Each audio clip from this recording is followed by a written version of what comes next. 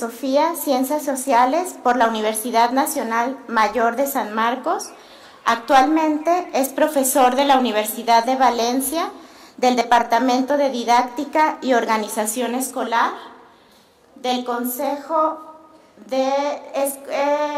participa en el Consejo como asesor en el informe Horizon Iberoamérica 2013-2018. Él ha sido también profesor en la Universidad Nacional Mayor de San Marcos y es profesor invitado en la Maestría en Integración e Innovación Educativa de las TIC, Pontificia Universidad Católica del Perú, y ha sido profesor en la Universidad Internacional de La Rioja. También ha impartido cursos extraordinarios en la Universidad de Salamanca. Entre sus labores de gestión ha sido coordinador del Observatorio de Formación en Red de la USAL y la sección de Innovación Pedagógica en CLEI Formación. Ha sido responsable de gestión pedagógica virtual de la Facultad de Educación de la Universidad San Ignacio de Loyola, responsable de tutoría y coordinador de educación a distancia. Su más reciente libro, publicado el año pasado, lleva por título Aprender en Red, de la interacción a la colaboración. Este se suma a otros libros y artículos que el doctor ha escrito en el área de e-learning, aprendizaje cooperativo e investigación educativa, además de publicar de forma cotidiana en su blog Educación y Virtualidad. Doctor Cristóbal Suárez, le damos nuevamente la bienvenida al ITESO con un fuerte aplauso.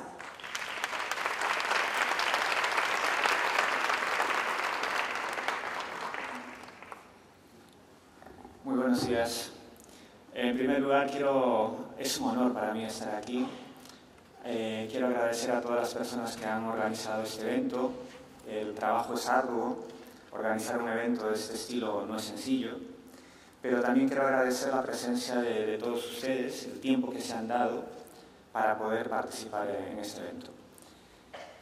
Yo tengo la esperanza que ojalá que en esta presentación puedan encontrar más preguntas que respuestas y ojalá que en esta presentación podamos de alguna forma encontrar algunas interrogantes de valor no solo para la tecnología ni para la pedagogía, sino sobre todo para la educación. Yo he preparado una presentación que lleva por título Cultura Pedagógica en Red. Y lo que trato es de hacer una lectura desde la teoría sociocultural del aprendizaje, cómo recuperar una lectura más allá del artefacto y pensar los desarrollos educativos, los desarrollos sociotecnológicos como Internet, como un estadio de desarrollo social y cultural que no solo provoca formas de hacer, sino también está implicado formas de pensar, sentir y formas de compartir. Porque Internet no solo es un artefacto ni un material, sino es sobre todo un estadio de desarrollo en el que nosotros nos reconfiguramos y nos ampliamos. ¿Cómo hacer una lectura desde la teoría sociocultural que pueda aportar a la pedagogía nuevos puntos de vista para entender el hecho educativo más allá del aula y con el aula? Yo lo que quiero es justamente recuperar esta visión sociocultural y he pensado que la mejor forma de recuperar esta visión sociocultural no es hablando de tecnología propiamente, sino hablando de la cultura, de ese residuo cognitivo que nos deja las formas de hacer tecnológica.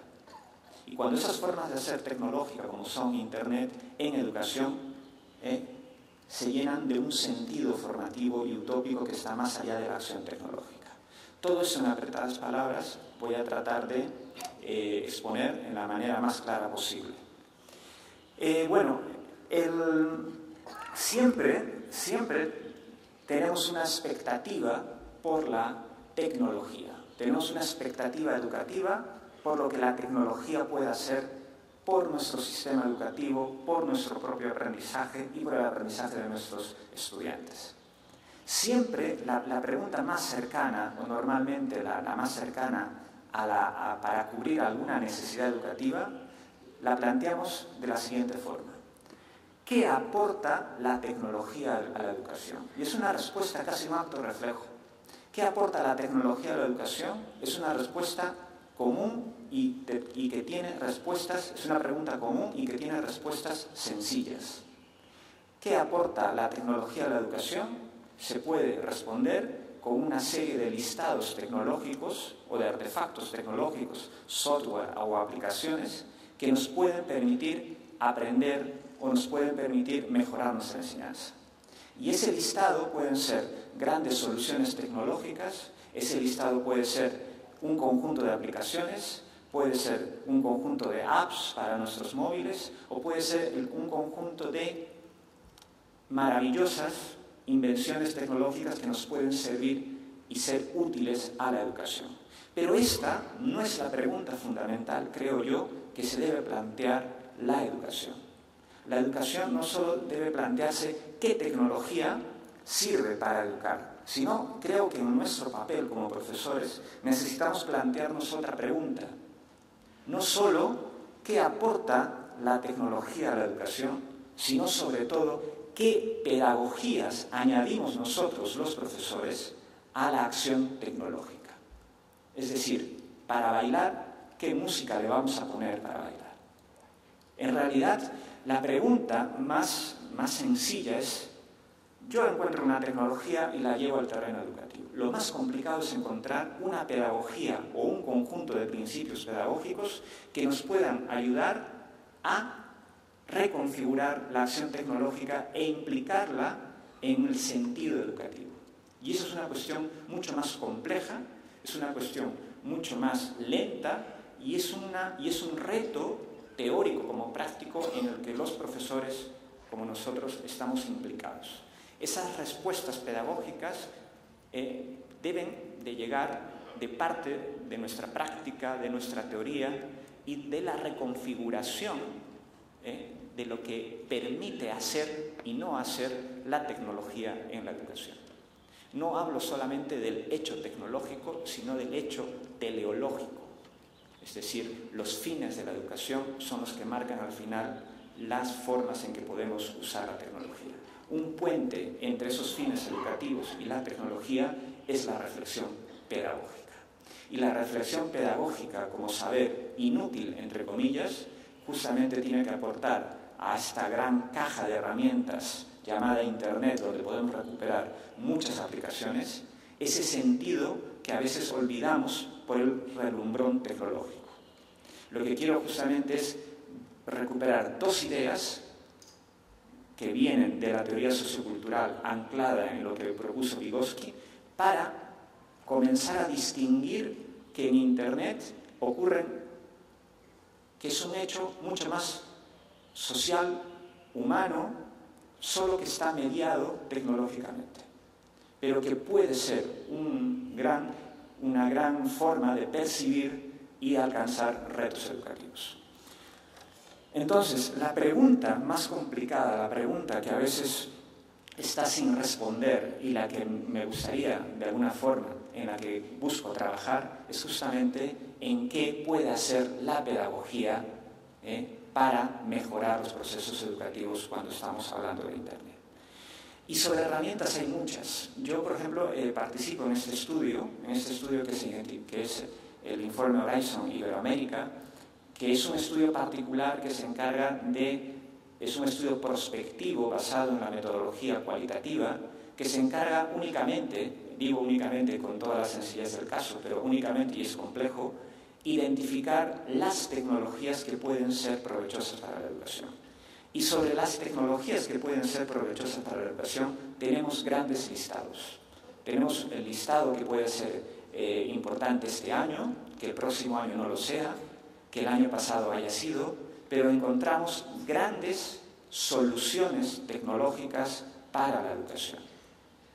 En este universo de soluciones tecnológicas tenemos que comenzar a reparar en dos cosas, por lo menos desde el punto de vista de donde lo quiero plantear. Si miramos Internet como un desarrollo social y cultural, podemos identificar que Internet no solo es un artefacto, no solo es parte de aquello que podríamos decir un material educativo. Internet configura un entorno de comunicación educativa. En otras palabras, Internet es un entorno educativo más, con el que tenemos que aprender a repensar los procesos. Es un entorno particular y no es solo un material al igual que este proyector. No es parte solo del mobiliario educativo, sino que se trata de espacios, se trata de entornos, lugares que configuran nuestra acción y nuestra representación.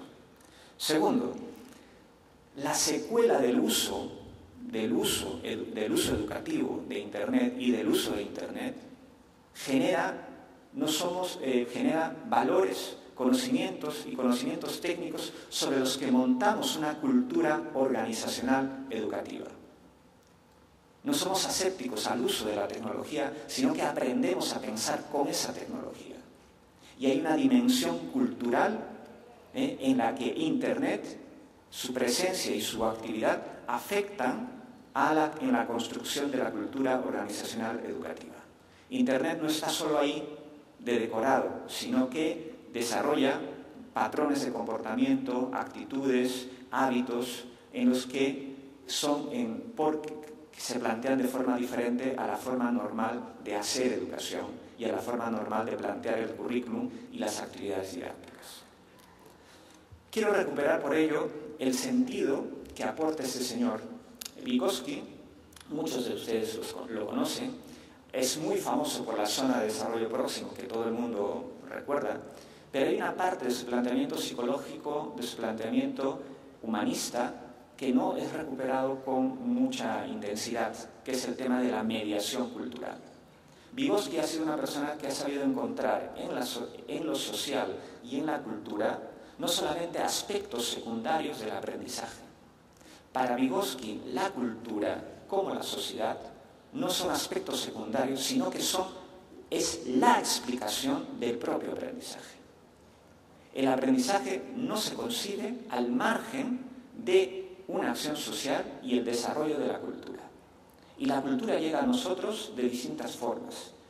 Parte de esa cultura es el idioma, parte de esa cultura son los sistemas de numeración, parte de esa cultura son los sistemas valorativos y parte de esa cultura también es Internet. Entonces, si nosotros comenzamos a identificar que Internet, lejos de ser un artefacto, tiene efectos culturales y contextualiza un entorno social, nuestra configuración sobre lo que podemos hacer con Internet podría cambiar.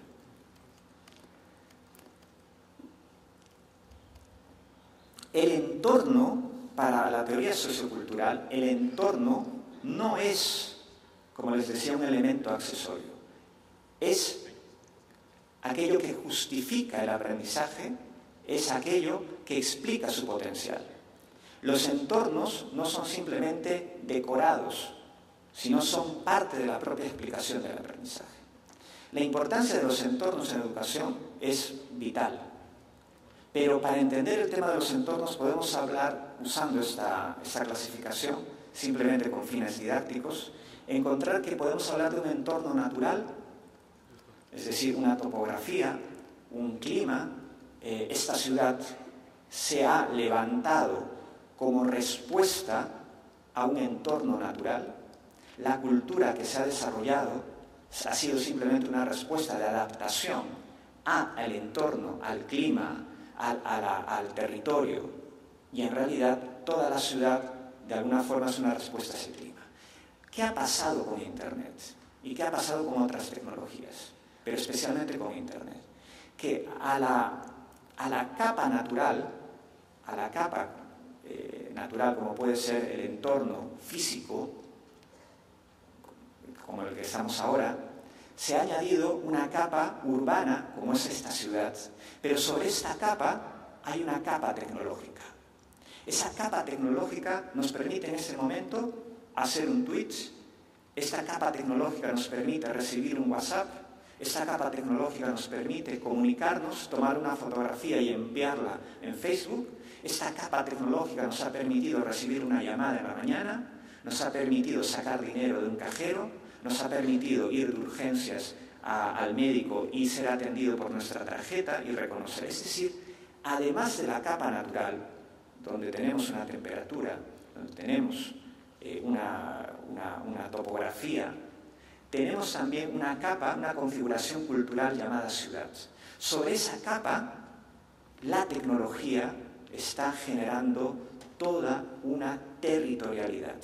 Pero esa capa, por ejemplo, esas capas no están separadas, no vivimos separando esas capas. Esas capas, la gran característica de esas capas es que estamos hibridando esas capas. Y un ejemplo es, por ejemplo, esto es, antes de venir aquí a Guadalajara, comencé a investigar, como cualquier persona hace, googleizar el lugar donde va y comencé a identificar. Y esto es lo que me he encontrado sobre Guadalajara. Ustedes pueden ver ahí un entorno natural, el color verde, hay una topografía, hay unas calles donde es la ciudad, pero encima de esas calles la gente en internet ha hecho e identificado cosas, restaurantes, colegios, y esto es un ejemplo muy pálido de cómo nosotros participamos de un entorno híbrido donde la capa natural, la capa urbana y la capa tecnológica conviven. ¿Por qué es importante esto? Porque cuando hablamos de la educación formal, no nos planteamos el tema, la pregunta invisible para la educación presencial, que es ¿dónde educar? El dónde educar no es una pregunta significativa, porque sabemos que vamos a aprender y enseñar en un entorno. Cada entorno, como el entorno educativo del aula, define sus problemas y sus soluciones. Por eso es que es tan importante el entorno en la aplicación del aprendizaje. Esto es un entorno. Este entorno tiene per se definido un modelo de comunicación. Esta forma de comunicación no es la forma de comunicación que hay en Internet. Si yo desarrollo una didáctica para este entorno de comunicación, donde la comunicación está definida en este sentido y bajo esta organización, tendré que repensar mis procesos cuando los modelos de interacción y los modelos de representación y los modelos de participación son diferentes. ¿Qué pasa cuando la escuela se está hibridando con las oportunidades de aprendizaje en Internet? Tengo la necesidad de repensar los procesos, los perfiles, el conocimiento, las tareas, la finalidad, los lugares, las personas. No se trata solo de meter Internet en el aula ni de usar un portátil. Se trata de aprovechar que Internet pueda ser un entorno para representar otros procesos que en los procesos formales no son necesariamente típicos. Por ejemplo, si nosotros comenzamos a ver que este es un entorno educativo, el que tienen ustedes ahí, enseñar y aprender no son acciones asépticas al entorno. Es imposible comenzar a explicar la enseñanza y el aprendizaje como entidades abstractas a un entorno. El entorno es parte de las oportunidades y define los problemas y las soluciones. Por eso, cuando nosotros salimos del entorno físico del aula y pensamos que Internet es un entorno educativo, nuestra reflexión ya no se centra únicamente en qué tecnología usar, sino en cómo representar las oportunidades de aprendizaje, y nuestra percepción cambia diametralmente. Esto es lo que más o menos en resumen quiero contarles. Y esto tiene que ver básicamente que en nuestra tradición educativa, en nuestra tradición como maestros en educación formal, nuestra cultura del entorno, ha configurado una cultura organizacional. Una cultura organizacional que puede tener esa estructura, que es diferente a la forma desestructurada que tienen los modelos en red. En los modelos instruccionales verticales, como este, hay una persona que dice, y la participación está reducida a escuchar o a la recepción y eventualmente a la participación. En los eventos de Internet ocurren otras cosas. hay comunicación, sentido de ida y vuelta, los expertos están deslocalizados, no hay un centro, las jerarquías son más difusas, hay otros problemas también. Pero lo que quiero entender es que la oportunidad educativa que nos abre un entorno como Internet nos debe hacer pensar no en la extinción de la educación presencial, sino en abrir la educación presencial a las oportunidades que la educación se pueda prefigurar en un entorno en red.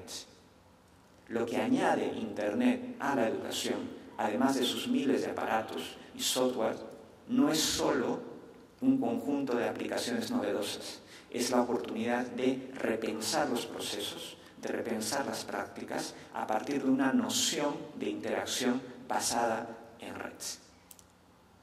La oportunidad de comunicarnos en red es, creo yo, una de las principales nociones que puede aportar Internet a los flujos educativos.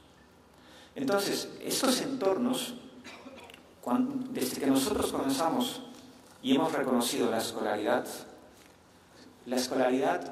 se ha dado en un entorno natural, entre comillas, que es la escuela, y la escuela puede ser el lugar más estrecho de la educación, si buscamos que así lo sea, pero esa escolaridad, cuando se ha descentralizado, los expertos ya no están necesariamente en la escuela, o están en la escuela y también en otros lugares, y los materiales con los que aprender, y las personas con las que cooperar, no están necesariamente en los centros educativos, y esos centros comienzan a abrirse a otros entornos, las barreras entre los conceptos de educación formal, informal y no formal son más difusas. La causa de esto no es Internet, pero sin Internet no se hubiese logrado. No estoy hablando de una causa fisicalista, como causa-efecto, sino en una variable más que ha aportado, que ha hecho grandes trabajos en la distribución y redistribución de la información. Y ahí hago un matiz, que la información que hay en Internet, la mayoría es mala, y de ahí la necesidad de filtrarla. Pero el gran valor de Internet es justamente haber descentralizado los centros de información y haberlos puesto al alcance. Yo tengo muchos estudiantes con los que están haciendo trabajos de investigación y me dicen, no encuentro la información. No es que no exista, es que no la has identificado. Las bases de datos, toda la información, hay información. Lo que pasa es que hay que tener un cierto dominio, no solo tecnológico, sino ligado a la competencia digital para poder explotar educativamente Internet. No es un asunto técnico, hay un nivel sociotécnico, es un asunto que tiene que ver con la competencia. Y esa competencia pasa por entender que, lo que he repetido, que Internet puede ser un aparato, sí, es decir, un artefacto, pero implica modos de pensar, modos de sentir y modos de hacer. Y eso creo que la educación tiene que entender para invisibilizar la tecnología o lo tecnológico. Ahora estamos muy enganchados con el fulgor de la tecnología. Estamos muy enganchados porque aporta muchas cosas deslumbrantes, porque no hemos metabolizado todavía sus funciones y no hemos entendido, no hemos salido todavía de ese asombro y no hemos visto que en realidad el tema fundamental es el sentido educativo y detrás de ese sentido va lo tecnológico y va todos los otros componentes de un modelo pedagógico. ¿Por qué es importante todo esto? ¿Qué ofrece Internet? Internet ofrece muchas cosas, pero hay una cosa rescatable que yo les recomiendo leer este libro de Manuel Castells, es un sociólogo español muy importante, que en este libro Comunicación y Poder ha trabajado sobre las dimensiones sociales, políticas, culturales, geopolíticas que tiene Internet y que está generando comunicarse, informarse, trabajar en red. El tema es que lo que aporta Internet es un entorno, no es un entorno tecnológico, que no es solo un entorno tecnológico dinámico, donde las personas hacen cosas. No son las mal llamadas tecnologías de la comunicación como la televisión. La televisión, el papel que tú te reservabas mirando la televisión es de espectador. En Internet puedes ser espectador, pero tecnológicamente está organizado para poder hacer algo más que espectar. Puedes comunicar, puedes participar, puedes criticar, puedes hacer muchas más cosas. Eso reconfigura los poderes de la enseñanza, eso reconfigura las posibilidades de aprender, porque ya no se limitan solo a escuchar o reproducir, sino también implica en un entorno en red participar de una forma para el que la cultura escolar no está acostumbrada. Nuestra cultura escolar de aula está acostumbrada a otro modelo de representación del conocimiento y de la enseñanza. En la capa tecnológica que está añadiendo Internet, los modelos de comunicación y enseñanza son muy diferentes. Y aquí solo voy a poner un ejemplo. Es un ejemplo que de alguna forma impacta, y por eso lo he traído, porque para que vean que en 60 segundos en Internet pasan muchísimas cosas. En 60 segundos en Internet, por ejemplo, según este pequeño estudio que usa datos de Intel, se hacen 2 millones de búsquedas en Google en 60 segundos. Se suben 14 canciones a Spotify. Se crean 70 nuevos dominios en la red, se descargan 15.000 temas en iTunes, se crean 347 nuevos posts en WordPress, se crean 571 nuevas websites, se envían 204 millones de correos electrónicos, se añaden 3.600 fotos a Instagram, se congregan 11.000 usuarios en Pinterest, se suben 104.000 fotos a una aplicación.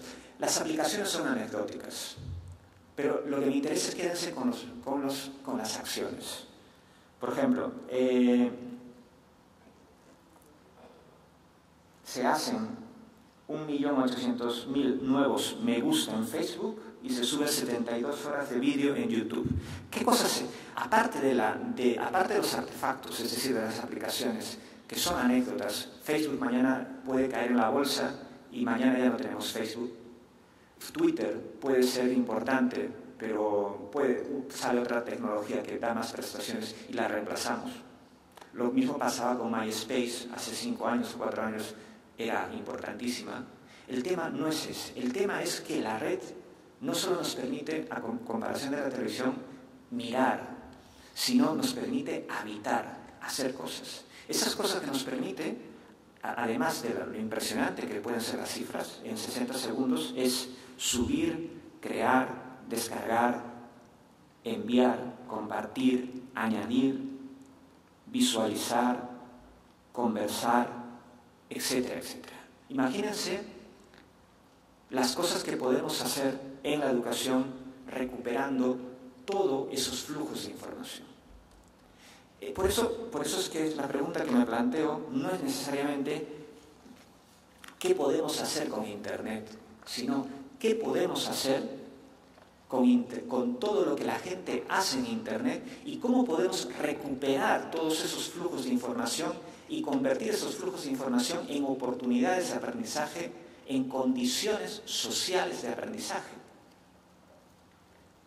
Estas cosas están ocurriendo. No todo lo que ocurre en Internet es positivo, es bueno, pero puede ser rescatable. Entonces, lo que quiero comenzar a detectar es que en esa capa tecnológica que ha surgido y que es importante para muchas personas, están sucediendo cosas que tienen que ver con la comunicación, que la escuela, la organización formal, viendo Internet como entorno, puede ayudar a recuperar esos flujos de comunicación y que integre en el currículum esos flujos de comunicación para que puedan crearse oportunidades de aprendizaje. ¿Qué está pasando? Estamos tratando de hibridar, tratando de aprovechar lo que en otros entornos se están creando y esas dinámicas que están sucediendo. Por ejemplo, ¿cómo aprender o seguir aprendiendo en esos espacios de flujo en red? Estos espacios de flujo no son espacios de flujo unidireccional, son espacios de flujo en red. ¿Qué implica todo esto para la educación? Implica que el profesor no solo debe encontrar fórmulas para enseñar y usar didácticamente Internet, sino tiene que aprender a representar lo social y lo cultural en Internet como una oportunidad para poder hibridar la escuela y ampliar la escuela. Usar Internet no es abrir una ventana más, pero una ventana no solo a la información, sino a las dinámicas de participación. Entonces, ¿cómo participar en esto? Ahora mismo muchos de nosotros estamos usando un hashtag para participar. Yo uso un hashtag en mis asignaturas en la Universidad de Valencia con mis alumnos, y muchas personas de distintos países participan. Y mis alumnos reciben, en mis clases está permitido usar el móvil, el celular, las computadoras, no solo para tuitear la clase, sino para complementar la información.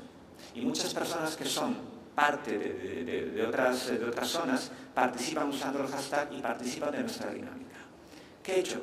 Con una simple cosa es pensar educativamente esta aplicación para abrir oportunidades más allá de lo que yo pueda decir en clase. Y hay gente valiosísima de otras universidades o de otros sectores que han aportado a mis alumnos lecturas interesantes, eventos y que complementan mi actividad docente. Por ejemplo, en esos flujos de información podemos encontrar distintas formas de interacción.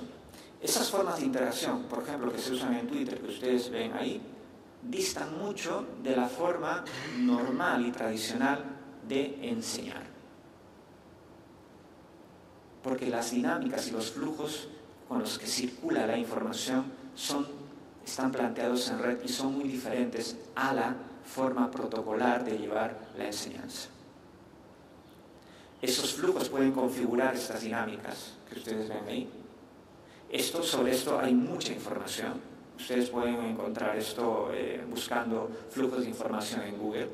Pero lo importante de todo esto es pensar que en Internet podemos encontrar redes, que el patrón en la que se maneja es básicamente pensar y actuar en redes. ¿Y esto por qué es importante para la educación? Porque la educación, independientemente de la escuela o del currículum, es una acción social. Y toda acción social se configura en redes. Y no hablo de Facebook, hablo de la familia, la comunidad, hablo de la sociedad. Todos son redes sociales. Hay una extensión llamadas redes sociales virtuales en las que también se puede aprovechar con distinto grado ese favor ese favor de la interacción social. En Internet lo que hay es una cognición distribuida de forma reticular que nos permitiría aprovechar de otras cogniciones y ampliar el sentido de interacción del aula. ¿Qué más podemos encontrar aquí? Que el tema, hablar de redes, es hablar de nosotros mismos. Nosotros configuramos redes y las redes nos configuran a nosotros. Hablo de la familia, hablo de los amigos, hablo del entorno profesional, hablo también de lo que pueda ocurrir en otras redes virtuales. La importancia es que se complementen. Por eso que lo importante para pensar una educación en un entorno en red no es tanto qué material voy a usar o qué aplicación voy a usar, sino bajo qué concepto de representación. ¿Cuál es el concepto de el otro? ¿Qué pasa con ese concepto? ¿Cómo se prefigura el otro? Ese que está más allá de mi aula. Lo importante no solo será, para el caso de la educación en Internet, que podamos aprender cosas con Internet, sino será importante pensar en cómo estamos conectados para poder aprender. Seguro que será importante acceder a bases de datos, será importante acceder a información, será muy importante.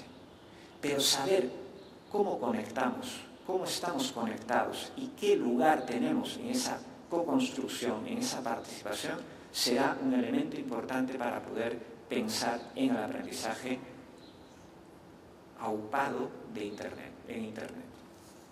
Entonces, aquí les traigo una pequeña imagen que creo que fue la primera cosa que se me ocurrió cuando pensé en la escuela. Imagínense una escuela y todas las acciones que hay en una escuela en torno a la comunicación, en torno al acceso a la información, cuando lo comparamos con Internet. Y me pareció que esta era la figura más adecuada, es decir, era como saber que el sistema solar era parte de una galaxia, que somos un punto más de esa red. Esto trasladado a la educación nos da la posibilidad de pensar que la escuela también puede ser, es un punto de conocimiento, es un nodo de información, de formación y de educación.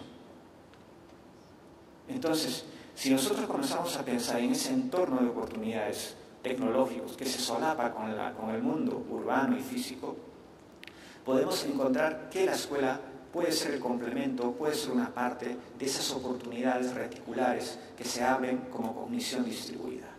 ¿Cómo pensar la enseñanza en esos entornos? ¿Cómo ampliar la enseñanza con esos entornos?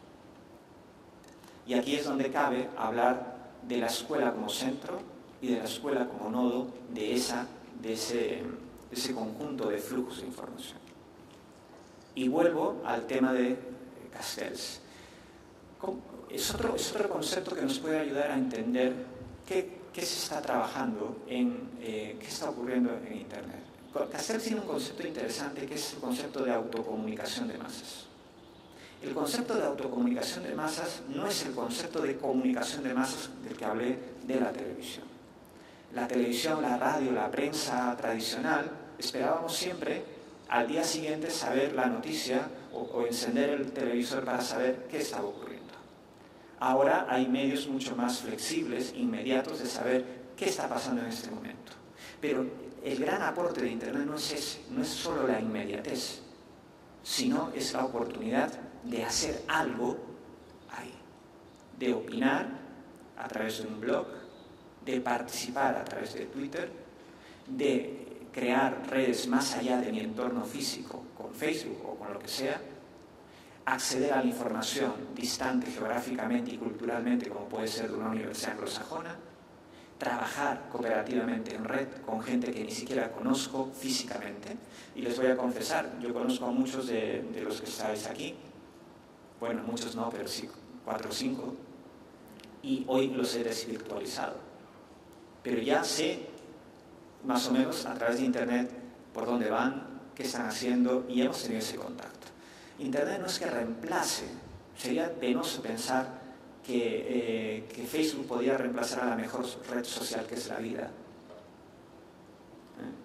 Sería penoso pensar, pero Facebook lo que puede hacer es mantener mis relaciones, abrir el camino a otras relaciones, pero es un complemento. Yo no hablo de reemplazo, hablo de hibridación de esos entornos. Pues bien, volviendo al tema de Castells. Castells identificaba que el tema de la comunicación de masas puede ser un buen concepto para identificar aquello que se hace en Internet. Y en Internet no solo se recibe la información, sino que la gente participa. A esto se le ha llamado comúnmente la web 2.0. Y en la web 2.0 han pasado cosas, si ustedes comienzan a analizar lo que hacíamos en Internet hace 10 años, en Internet podríamos decir hace 10 años que estaba todo. Ahora están todos. Antes estaba el otro, ahora pertenezco a una comunidad. Internet hace más de 10 años era Internet para leer, ahora es una Internet para escribir. Internet también era un lugar donde consumir información, ahora puedo producir. Obviamente producir información a distintos niveles. Poner una foto de este evento es participar de la producción, pero poner un artículo científico también en distinto nivel. Pero es muy diferente a la forma en que nosotros accedíamos a la información a través de la televisión, de la radio, de la prensa. Ese es el valor que tiene Internet ahora. Si esto es verdad, si esto ocurre, vuelvo a hacer la pregunta: ¿cómo redescubrir las oportunidades de aprendizaje y recuperar ese conjunto de acciones y llevarlos al campo educativo? Y aquí entra otra vez Vygotsky. Vygotsky, aparte de destacar que el hecho que lo social era parte de la explicación del aprendizaje, destacaba otro elemento con el que no se puede desligar, salvo por razones de presentación del tema, que era el tema cultural.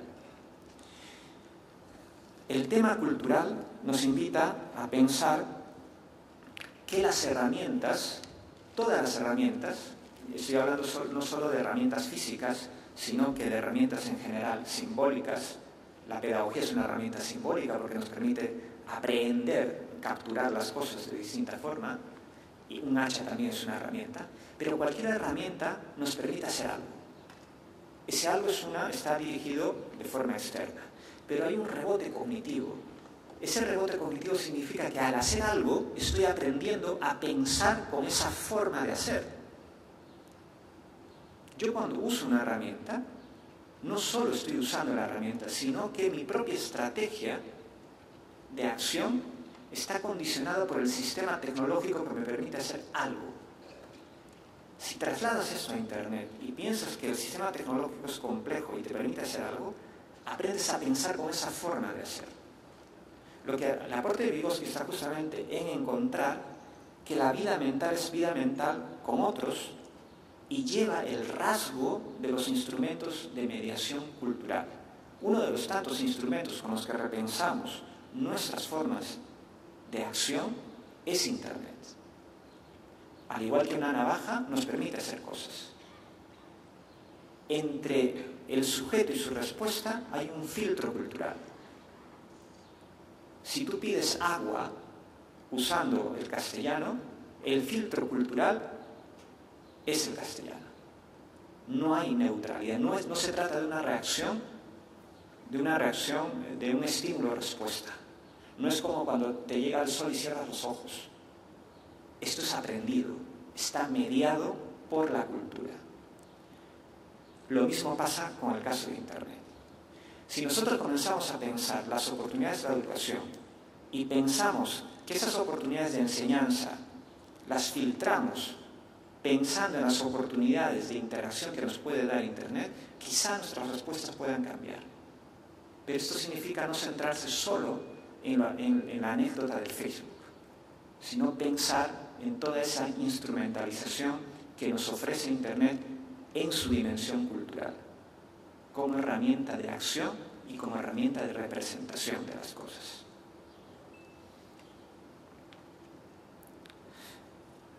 Y aquí es donde nos preguntamos por esas cosas. Herramientas, sí, hay muchísimas. Las tecnologías, toda tecnología añade siempre una función.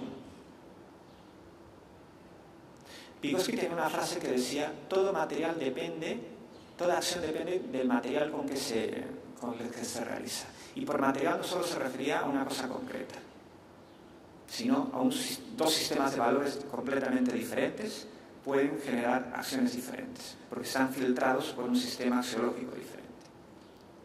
Lo mismo, hacer cosas con LinkedIn, con Instagram, con Facebook, con YouTube, de alguna manera nos dan márgenes de acción. ¿Qué nos añaden? Nos añaden funciones, sí, pero hay que aprender a pensar educativamente con esas funciones. ¿Y qué nos aporta principalmente Internet? Es que podemos diversificar nuestras rutinas de enseñanza y llevarlas más allá de la enseñanza a modelos de participación, de acción, de interacción, de cooperación, que están más allá de la cultura educativa presencial.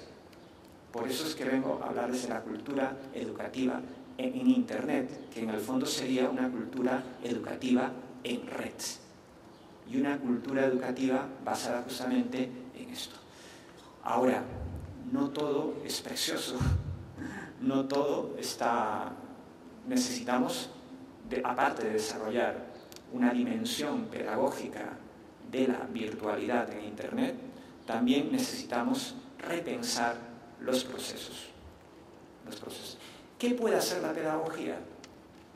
La pedagogía, como decía, como saber inútil, entre comillas, se dista mucho del mundo frenético, del mundo de los métodos y de las intenciones que tiene la tecnología. Tiene que aprender, tiene que aportar a la educación, tiene que añadirle a la educación el sentido de lo educativo. Pero añadirle a la educación el sentido de lo educativo respecto a Internet significa pensar que no todo lo tecnológicamente viable es educativamente pertinente. Si la pedagogía puede ayudarnos a recuperar ese asombro, quizá la pedagogía nos pueda ayudar a educar mejor usando estos entornos de aprendizaje. Por ello, ¿qué puede hacer la pedagogía? Yo lo he tratado de comprimir aquí en unas líneas. Comprender que Internet no solo es un artefacto, bueno, siendo un artefacto, ofrece una interfaz de desarrollo social y cultural que no solo enmarca la educación, sino que la arraiga en un proyecto comunicativo propio, donde las personas piensen y actúen en red. Aquí el tema central.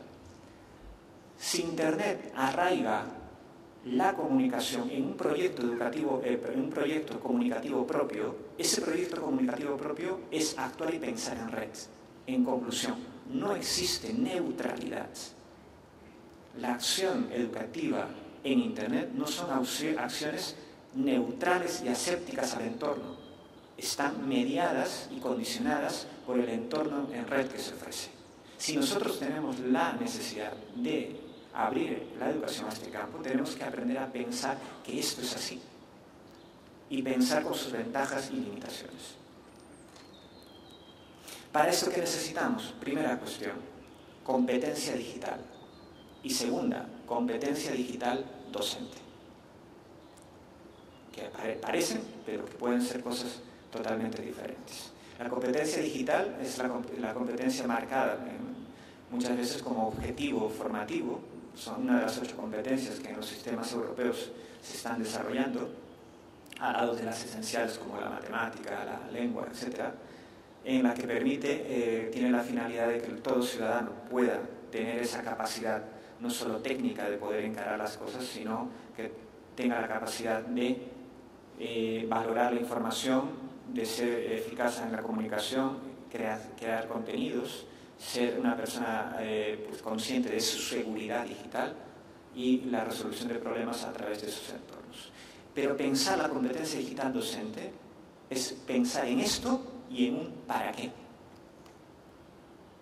y en un cómo, y en un cuándo, y en un dónde, y en un con qué, y en un qué. Son cosas, pero que tienen que ver con la acción formativa. La competencia digital docente no es la misma que la competencia digital de un banquero, porque está definido por la finalidad que a fin de cuentas marca el sentido del medio, de la tecnología. Y aquí es donde nosotros tenemos la oportunidad de percibir la cultura, ese residuo simbólico que nos deja el hacer la acción con la tecnología llamada cultura. Y la cultura, aquí de forma sencilla, tiene que ver con lo que nosotros representamos sobre esa tecnología, sobre las prácticas que llevamos adelante con esa tecnología y las actitudes que desarrollamos con esa tecnología. No somos, se dan cuenta, son dimensiones muy importantes. La cultura no solamente es los hábitos y las prácticas, sino también los valores. Estar en pro, en contra. Una cosa es venir y explicarles cómo funciona un automóvil, y otra cosa es qué rutinas, hábitos, valores, conocimientos cada uno ha desarrollado en torno al uso de su automóvil. Esa es la cultura. La cultura tiene que ver con esas dimensiones. Y la cultura, la sociedad red, de la que habla Castells tiene una cultura. Y esa cultura no se parece mucho a la cultura educativa del aula.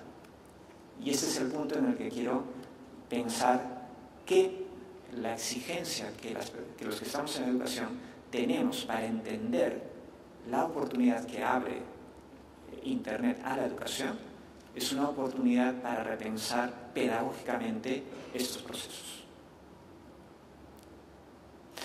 ¿Y esto cómo cambiaría en la educación?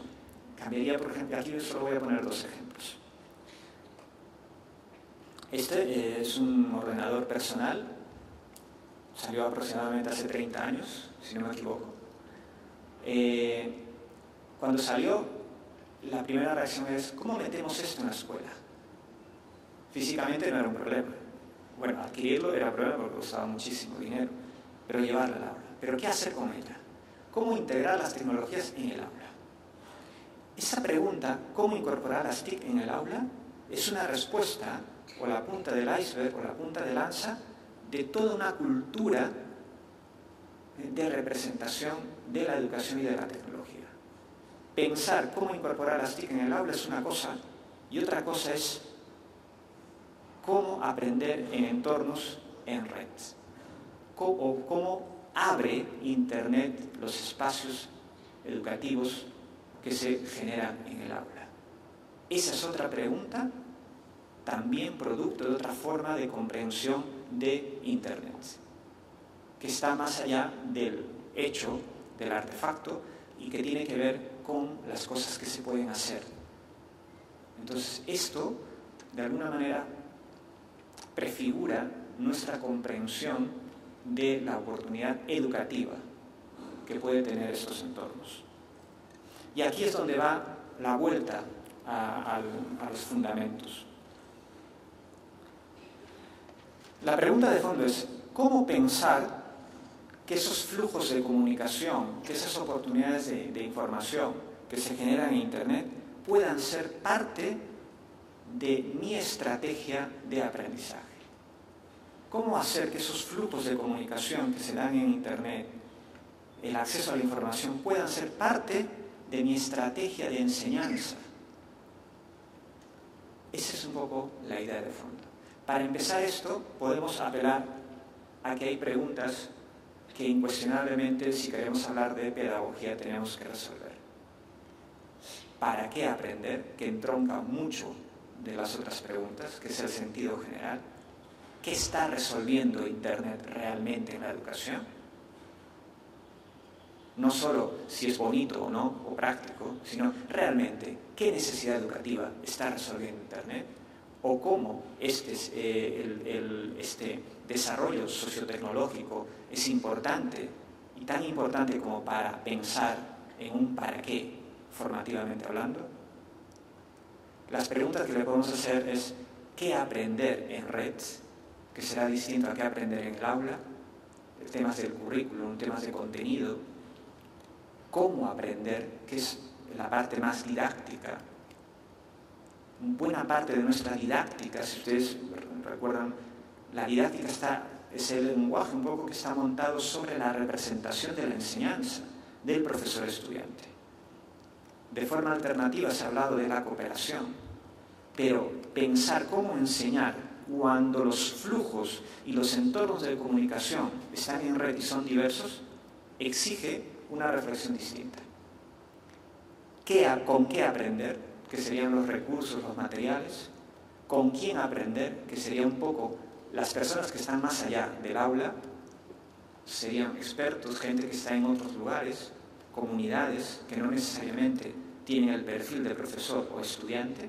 Es decir, que si ampliamos el aula, se amplían también los perfiles educativos, dónde aprender, cómo valorar lo que se aprende en red. En general, lo que yo trato de decir es, ¿por qué seguir hablando de TIC o de tecnología cuando podemos enfocar la cultura educativa en red? ¿Por qué hablar solo del artefacto o caer bajo el deslumbramiento del artefacto si podemos hacer una lectura en la que podemos encontrar matices diferentes y que tienen que ver justamente con la reconceptualización de los entornos y las finalidades de la educación apoyados en Internet. Y aquí es donde cabe, y ya para acabar, voy a hacer un pequeño resumen de lo que he comentado. Está algo que se puede llamar pedagogía red, que se puede llamar pedagogía virtual, e-pedagogía o pedagogía de la virtualidad. En realidad el nombre es anecdótico, pero el concepto es fundamental, ¿vale? Entonces, la pedagogía en red está en construcción. La pedagogía no tiene la misma velocidad, ni puede tenerla, que los inventos tecnológicos, porque no tiene tampoco las mismas motivaciones. Necesitamos ese alejamiento, esa pausa para poder entender esos procesos. Y ese alejamiento digo porque cuando estamos metidos en algo, estamos tan metidos en algo, podemos no divisar aquello que es importante porque estamos justamente dentro. Entonces necesitamos un distanciamiento para poder entender que hay algo que muchos profesores en distintas partes del mundo están haciendo y están desarrollando prácticas y poniendo en evidencia que se pueden hacer cosas interesantes. Pero que esas cosas interesantes, una vez más, rompen el modelo tradicional de la cultura escolar o de la cultura del aula. Y tenemos que aprender a convivir con ese solapamiento o con esa cultura. Primera cuestión, a manera de resumen. Para pensar en una pedagogía en red hay que, por lo menos, cuestionarse que acceder a Internet ya significa acceder a una forma de organización del conocimiento. Epistemológicamente hablando, ya acceder a Internet ya es una forma particular de acceso a la información, per se. Y esa forma de organización está distribuida, puede ser abierta, se da en red, pero ya es una forma de organización.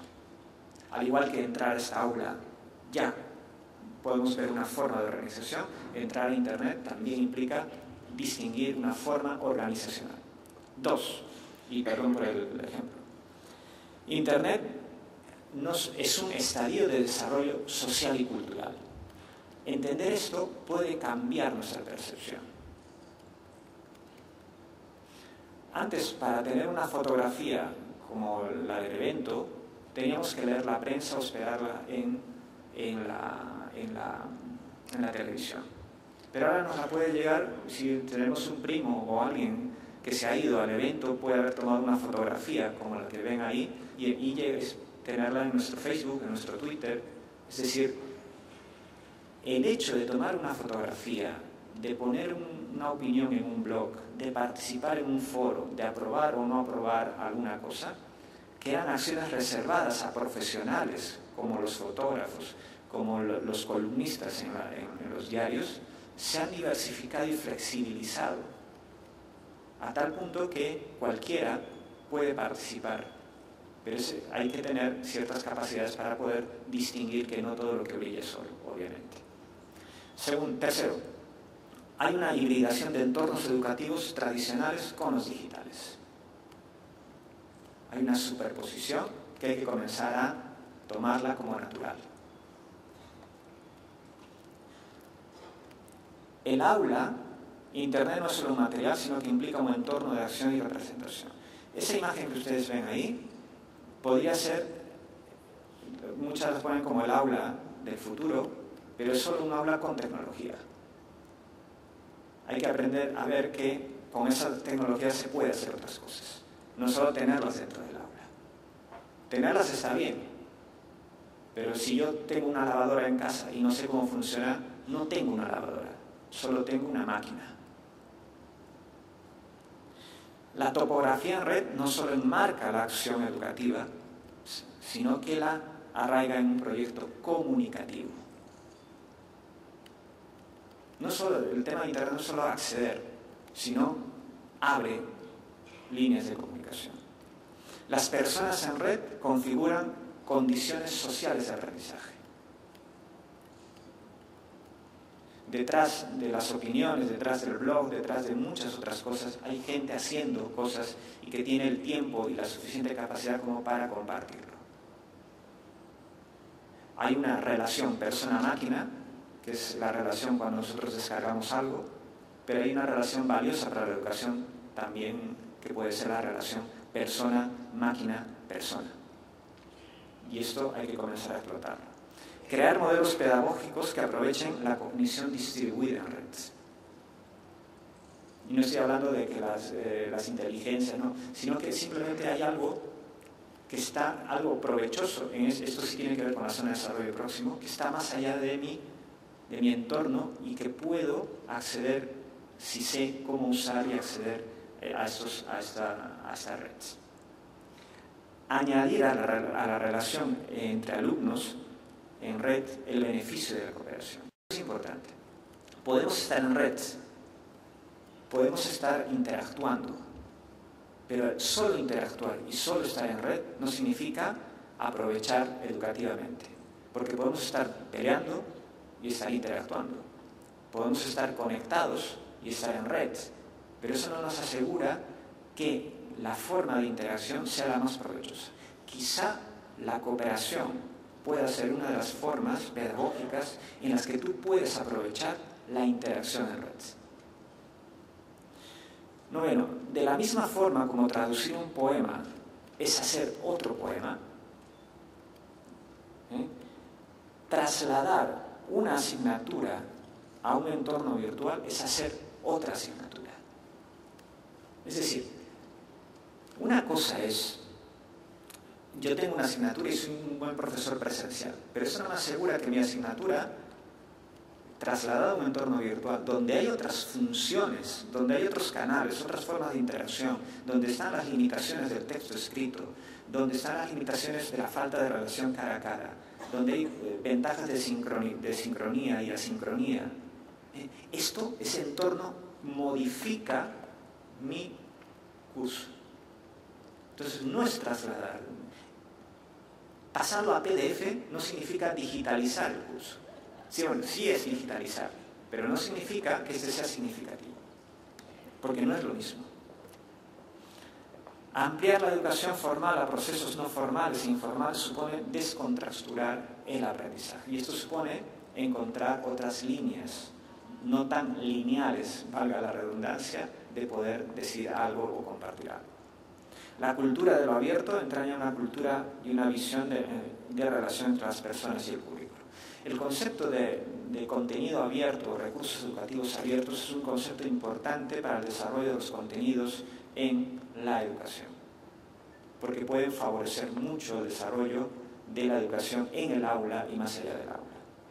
El uso de la tecnología en educación entraña el desarrollo de una cultura digital educativa. No estamos hablando solamente de la tecnología, sino de la cultura del aula.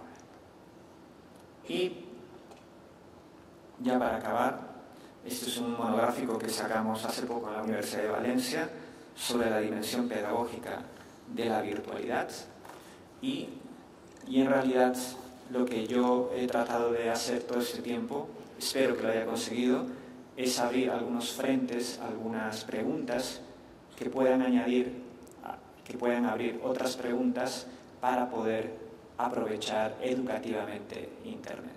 Muchas gracias.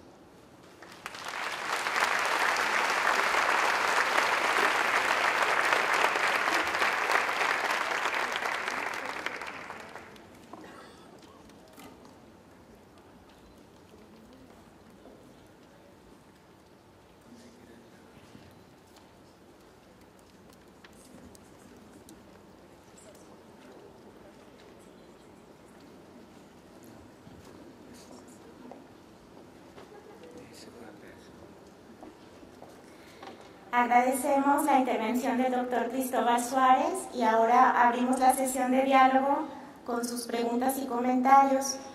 La dinámica es muy sencilla, simplemente levantan la mano y tenemos aquí algunas chicas en los pasillos para que les pasen el micrófono. Libremente podemos participar, tenemos media hora para conversar con el doctor y pues adelante.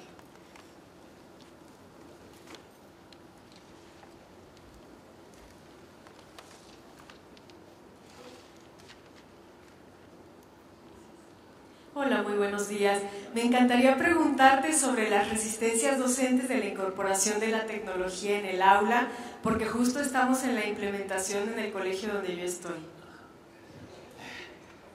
¿Se puede hablar aquí? Sí. Vale. Hay dos, muchos colegas le llaman esto el lado oscuro, el lado oscuro de la fuerza.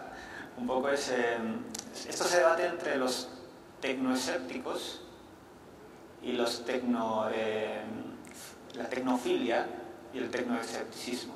Yo creo que son dos percepciones completamente diferentes, pero que pueden de alguna forma llegar a no entender la importancia de la tecnología. Y esto significa, por ejemplo, la tecnofilia es pensar que todo merece algo tecnológico, que todo lo que podamos hacer debe pasar siempre por el rasero de la tecnología. Si esto no está en Internet, es que no sirve. Esto no es necesariamente así.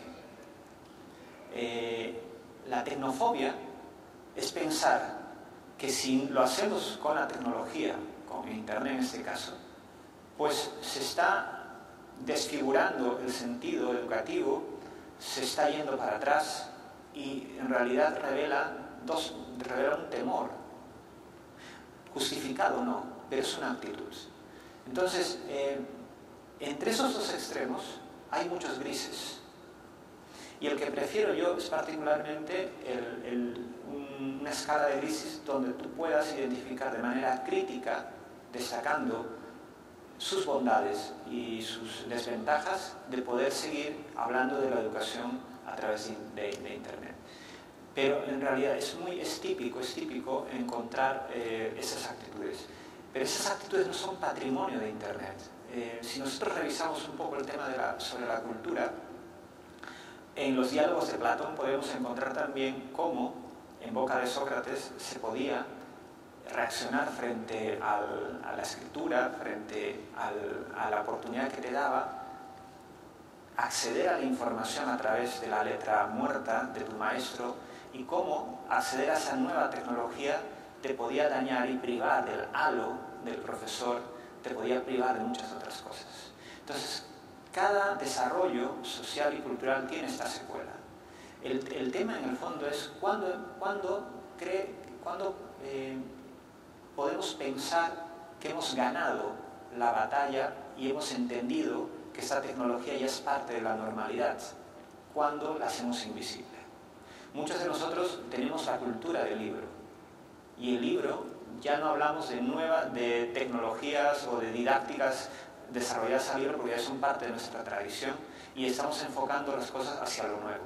Lo nuevo viene a ser Internet, y eso nuevo puede despertar esos extremos.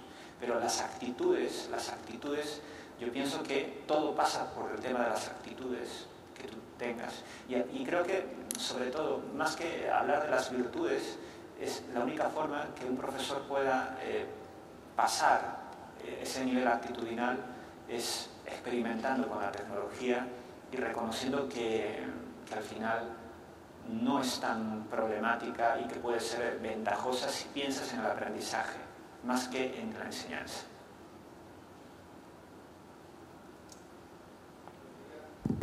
Felipe Ramírez, Educación Secundaria, Jalisco. A propósito de las preguntas de los cómo, actualmente hay una necesidad de humanizar. Entonces, hay algunas ideas, Juan Ignacio Pozo Municio, Edgar Morán, muchos más, donde establecen que esta humanización mente tiene que ser mediada por la tecnología. La pregunta es ¿cómo? ¿De qué manera hacer que esta mediación cultural a la que hace alusión usted tiene que entrar para que esta tecnología, esta TIC, también humanice al sujeto? Vuelvo al tema del libro. El libro es parte de nuestra humanización normal. Es decir, si ustedes ven algunos símbolos, algunas figuras, el libro es como sinónimo de conocimiento, porque ha hecho carne en la cultura, ha hecho parte en nuestra forma de entender. Si nosotros pusiésemos un ordenador o un portátil como sinónimo de cultura, nos chocaría un poco.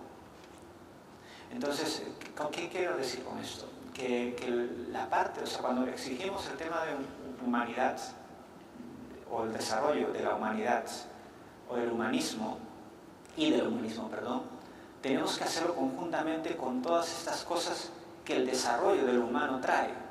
Y parte de ese desarrollo del humano son estas formas tecnológicas. Entonces, las formas tecnológicas no son ajenas a nosotros, son parte de nuestra vida. Nosotros no somos simplemente una reacción, estamos mediatizados por la cultura. Y en ese cajón, esa caja de la cultura, están las herramientas. El único camino de poder humanizarnos es humanizarnos con esas herramientas. Eso por un lado. Ahora, cuando nosotros queremos centrarnos en cómo rescatar el tema del humanismo y el tema del desarrollo, hay una línea de trabajo que a mí me parece muy interesante, que se está desarrollando en muchos ámbitos.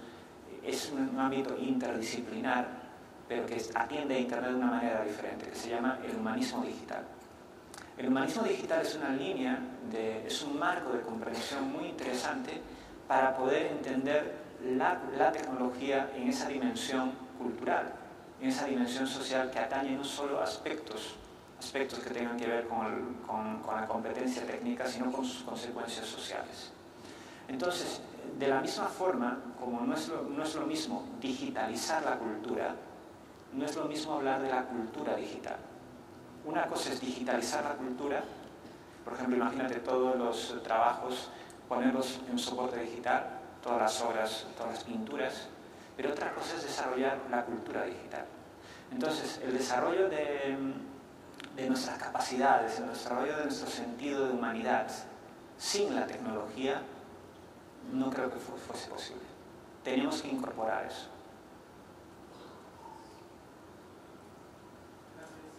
De nada.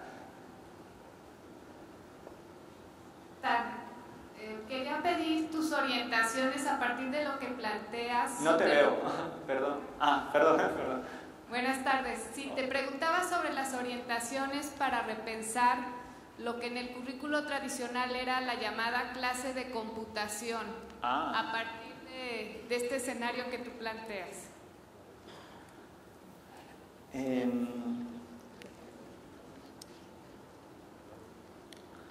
Las clases de computación. Las clases...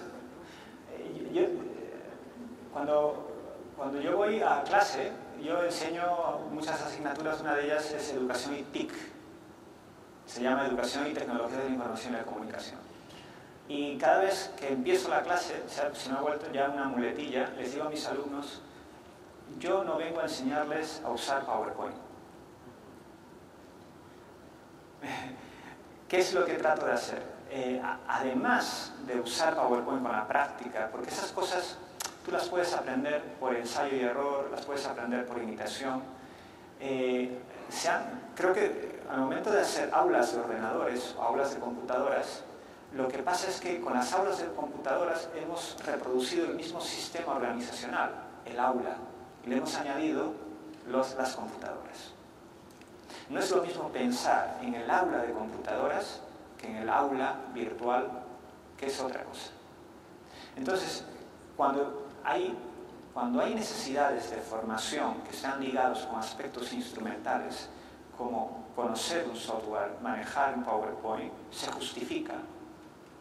Pero, por ejemplo, hay otro nivel de competencia, especialmente en el campo educativo, que creo que debería explotarse dentro de esas aulas o en las propias aulas normales con tareas que puedan extenderse a Internet. Es, por ejemplo, el tema de la competencia educativa. Cuando yo le pregunto a mis alumnos cuántos usan Facebook, es raro encontrar que uno no use Facebook. ¿Cuántos usan Twitter? Pues ya la mitad. ¿Cuántos tienen un blog? Pues ya de 50 quedan 5. Y cuando les pregunto, ¿usan Facebook? Sí, todos. ¿Cuántos usan Facebook para aprender algo? Y la respuesta son 2. Porque se han planteado ver en Facebook alguna opción para poder hacer un grupo, aprender algo. O sea, tenemos la cierta orientación y debilidad de entender Internet solo como Disneylandia, es decir, como un centro de ocio que es importante, pero también podemos, desde el currículum, desde la acción educativa, aprovechar esos flujos para entender que ahí también cabe el aprendizaje. Y parte de la formación en las aulas, en las aulas de cómputo, deberían estar orientadas justamente a aprovechar esa capacidad, sin descuidar la competencia técnica que es aprender un software o aprender algo. Por ejemplo, en investigación tú tienes que hacer muchas cosas usando, no es lo mismo usar un Excel que usar el SPSS. Estás condicionado por la capacidad técnica. ¿Tienes que tener el dominio técnico? Sí. ¿Pero tienes que tener el dominio de tu materia? Sí.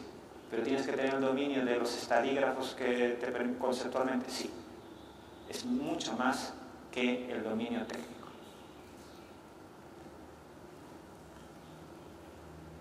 Sí. Buenas tardes. Por mi trabajo tengo que visitar algunas escuelas y observo dos tipos de escuelas, sobre todo escuelas de tipo popular. Me ha tocado ver maestros que al entrar al aula ponen una cajita y todo el mundo ahí pone sus labs, sus tablets y sus teléfonos. También me ha tocado ver otros maestros que ya han incorporado la tecnología. Pero sí puedo captar en el maestro y en mí misma como un miedo a la tecnología. Un miedo a que el chavo, el alumno, esté en otro rollo y no esté en esto de la construcción del conocimiento. Yo sé que todo es un proceso y que hay quienes ya lo lograron, pero sobre todo yo vivo en la Ciudad de México. En la mayoría de las escuelas de corte popular es muy difícil como este momento. ¿Qué puede uno hacer ante esta realidad? Es muy complejo. La respuesta, no sé si estaré a la altura de la respuesta, pero tiene que ver todo esto con la cultura, otra vez, con la cultura educativa que tenemos. ¿Qué podemos hacer frente a todo eso? Pues, a ver, en primer lugar, yo creo que hay más, salvando diferencias socioeconómicas agudas, en primer lugar, destacar una cosa: hay más tecnología, creo, y eso obviamente tomémoslo con mucha, no es una frase hecha, ni tampoco es una verdad absoluta, eso cambiará según el lugar. Hay más tecnología en la casa que en el aula. Eso lo podrán constatar. Muchos alumnos, es normal que en secundaria que tengan un celular, que tengan una PlayStation conectada a internet, que tengan televisores, o que tengan más tecnología que un profesor. Bueno, hay más tecnología. Entonces, el hecho, por ejemplo, de decomisar, porque en realidad lo que hacen es decomisar la tecnología, es no solo decomisar el artefacto, ¿no?, sino que estás decomisando también las oportunidades que puedes tú tener para ampliar o mejorar lo que te has planteado educativamente en el aula. Ahí, ¿qué hace falta? Ya no es la tecnología el artefacto. Ahí falta la pregunta con la que empezaba esta ponencia. No es qué puede hacer la tecnología, sino qué puede añadir el pensamiento pedagógico, la didáctica o el profesor al uso de esa tecnología. Evidentemente, se ha entendido que la tecnología en este caso y la educación en el aula son mundos divergentes y en realidad pueden ser mundos complementarios si tu modelo de representación lo plantea así. Ahora, cambiar esa percepción no es una cosa que se va a hacer de la noche a la mañana. Tampoco es un tema, no caigamos en la falsa percepción, que es también un tema generacional. Se habla de forma equivocada, creo, de los nativos digitales como competentes digitales, y esto es una falacia, porque independientemente de esa etnicidad digital, que pensar que todos los menores de 30 años o 25 años en la actualidad son competentes digitales. Eso es competencia digital. Falta explotar muchos aspectos para aprovechar realmente esa capacidad digital.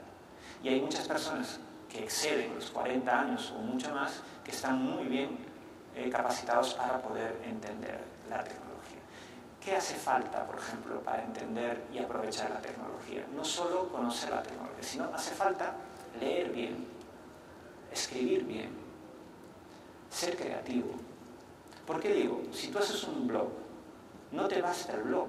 El blog te presta la funcionalidad, te permite corregir, te permite incorporar imágenes, te permite incorporar vídeos, pero tienes que tener conceptos claros cómo escribir, conceptos claros de uso seguro de Internet, tienes que tener conceptos como de licencias para poder compartir, tienes que tener estilo literario o lo que quieras hacer, el conocimiento claro de lo que quieras hacer. No es solo Internet.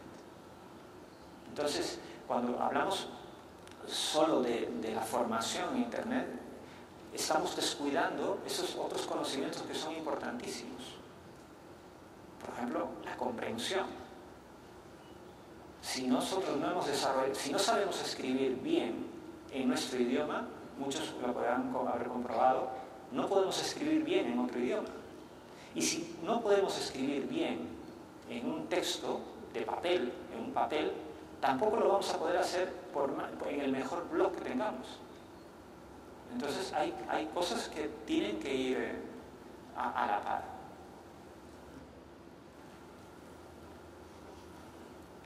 Sí. ¿Escucha? Bueno, buenas tardes. Mi nombre es Miriam Mendoza, vengo de una escuela donde la tecnología sí se usa en el aula. Todos los niños trabajan con esta situación digital, y los maestros, las planeaciones y demás.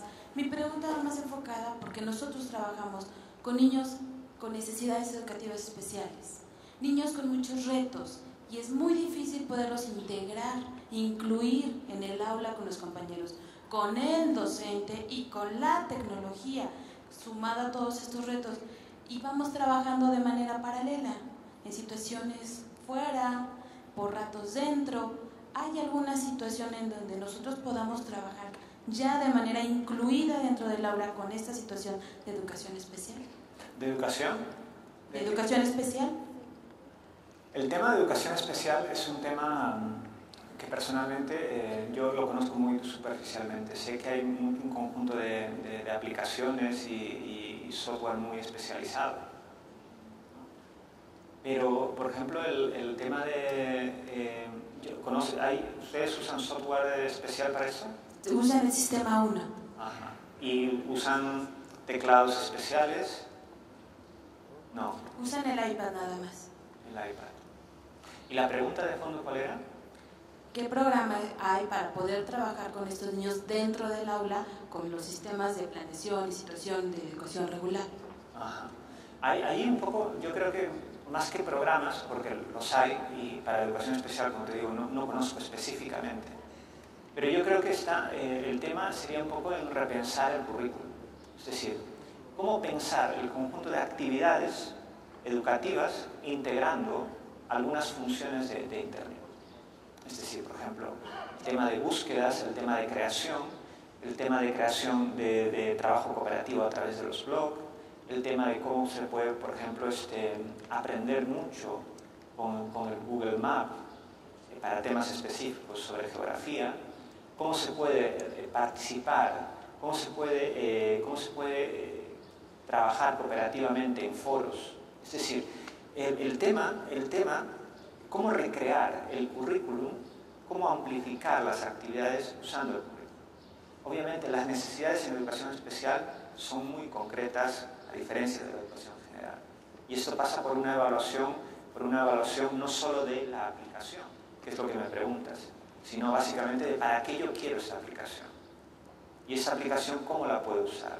¿Qué resuelve Internet en este caso? Porque nosotros podemos tener mucha tecnología, muchos aparatos, pero realmente yo creo que hay que hacerse la pregunta, ¿qué está resolviendo Internet en este caso? ¿Está realmente está resolviendo algo o se trata de ruido, de mucho ruido tecnológico. Entonces, integrar Internet en el currículum no es solo ponerla en un aula y tenerla, es haber metabolizado el Internet y que forme parte de las actividades de aprendizaje, que se pueden hacer muchísimas cosas, ¿no? Cosas que distan mucho de la enseñanza y que pueden tener posibilidades para la interacción, la información, la recreación o tantas aplicaciones. Pero esto pasa por un análisis específico entre la necesidad educativa, la función que añade la tecnología y la finalidad que busco. Es muy complejo, es muy complejo. ¿Tenemos tiempo para una pregunta más?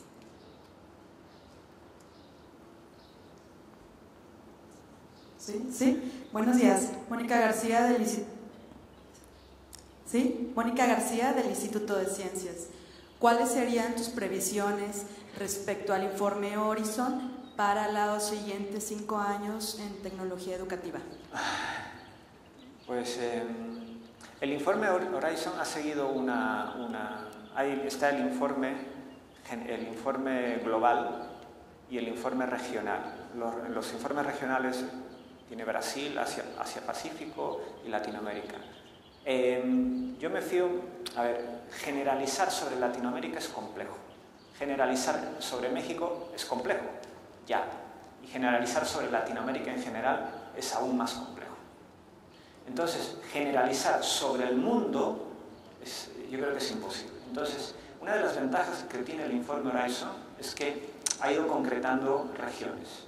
Y en esas regiones, al concretar regiones, ha ganado cierta prioridad. ¿Por qué? Porque en los informes generales sobre el uso de la tecnología en la educación superior, de esos informes, y los informes regionales, cada tecnología es una respuesta a un conjunto de necesidades y finalidades educativas. Entonces, cuando tú prevés, cuando tú comienzas a identificar que una tecnología puede ser importante para un país, tienes que pensar que puede ser importante para un grupo de personas, para un sistema educativo, para un conjunto, para una identidad social y cultural diversa. Entonces, lo que yo de alguna manera pienso es que las previsiones que puede haber en el informe Horizon no van a cambiar mucho. No van a cambiar mucho porque siempre están del lado del uso del contenido abierto, el uso de las redes sociales colaborativas, la realidad aumentada. Está el tema de la visualización de datos, está el tema de los MOOC, los Massive Open Online Course, el tema de los PLE, que son de alguna forma, y hay otra particularidad, son de alguna manera tendencias que de alguna manera hay que tener en cuenta. Pero hay un pequeño avance que quiero destacar. Ya no es el software necesariamente, salvo en algunos casos. Ya son construcciones, por ejemplo, ya no es el blog, sino es el concepto de entorno personal de aprendizaje. Ya no es el uso de una plataforma, sino es el concepto de curso masivo abierto online. Ya no es el uso de las redes sociales, sino el concepto de aprendizaje cooperativo. Es decir, hay de alguna forma un ligero proceso. Si ustedes revisan los primeros informes Horizon, van a notar que los listados eran claramente tecnologías. Y los listados en la actualidad están dando un giro a conceptos educativos que están integrando acciones tecnológicas, como los PLE, los entornos personales de aprendizaje, los MOOC, el contenido abierto, que es una cosa muy importante y que de alguna forma están diciéndonos, oye, está pasando algo, la gente ya no se está fijando necesariamente en la tecnología, sino que a eso le está añadiendo un conjunto de usos. Con todas sus limitaciones y ventajas y todos los dilemas que generan los MOOC en el fondo son una respuesta a una forma de organización en red y una forma paralela a la organización formal de enseñanza universitaria. Tiene dos vertientes: el uso comercial de los MOOC, justificable por lo que quieran hacer, y un uso más provechoso, creo yo, desde el punto de vista instruccional, en que se ha podido recrear y salir de los espacios educativos formales y ampliar el aula a otros sectores. Las dos tienen sus espacios, sus detractores, las personas que pueden defenderlas, pero independientemente de eso, a mí me parece un desarrollo. Ir pensando y teniendo en la agenda educativa, por lo menos en educación superior, estar atentos a lo que pueden pasar con los Massive Open Online Courses, que son los MOOC, o qué puede pasar con los PLE, o qué puede pasar con el contenido abierto en la educación, o qué puede ocurrir con el trabajo cooperativo en la universidad, o qué puede pasar con la ciencia 2.0. Ya no es el artefacto, hay un pequeño giro, un pequeño avance. Muchas gracias, doctor Cristóbal Suárez Guerrero. El Departamento de Educación y Valores le agradece mucho su disposición para compartir su experiencia, sus conocimientos y para dialogar hoy con nosotros en este espacio del simposio. De parte del comité organizador, le hacemos entrega de un pequeño reconocimiento. Gracias. Gracias.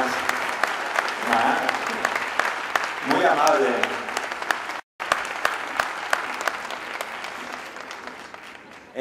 Es un objeto material, pero yo creo que todo, desde que he llegado, desde la organización, solo he tenido buenas experiencias. Y les agradezco la asistencia y estoy encantado de estar aquí. Y en la medida de lo posible, si físicamente no nos vemos, vamos a seguir teniendo la red para compartir cosas. Gracias una vez más.